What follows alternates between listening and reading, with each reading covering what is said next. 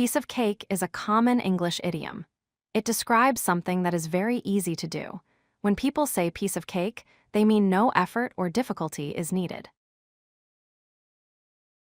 Piece of cake means very easy or simple to complete. It requires no difficulty or effort at all. Think of eating cake. It is quick and enjoyable with no challenge. Here are simple examples.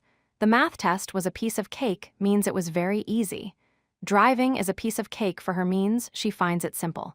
The exam paper was a piece of cake means no challenge. This idiom comes from cakewalk dance competitions. Winners received cake as a prize for easy performances. It first appeared in print in 1936 by Ogden Nash. Other ways to say piece of cake include easy as pie, a walk in the park, no sweat, and cakewalk. All these expressions mean something very easy to do.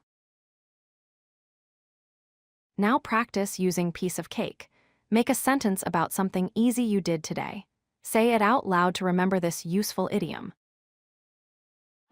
If you like this video, hit that like button and don't forget to subscribe. Visit codelucky.com for more such useful content.